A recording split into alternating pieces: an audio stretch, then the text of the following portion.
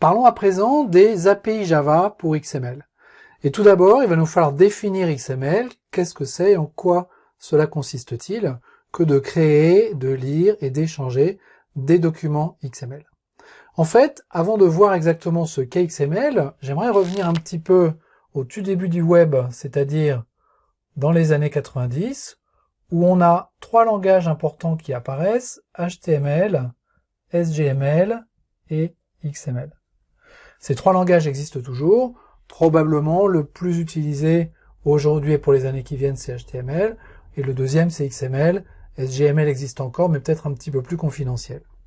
À quoi sert HTML au tout début du web? Eh bien, il sert à décrire des pages qui vont être avalées par des navigateurs et affichées sur des écrans. HTML encode deux types d'informations. Tout d'abord, des données, et ensuite, la mise en forme de ces données.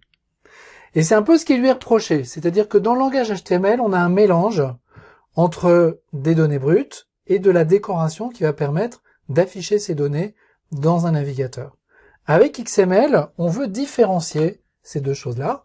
On veut se concentrer sur les données et puis confier la mise en forme de ces données à d'autres éléments, tels que par exemple des fichiers CSS. Des données plus du CSS, ça peut donner par exemple des pages HTML qui vont ensuite être affichées dans des navigateurs.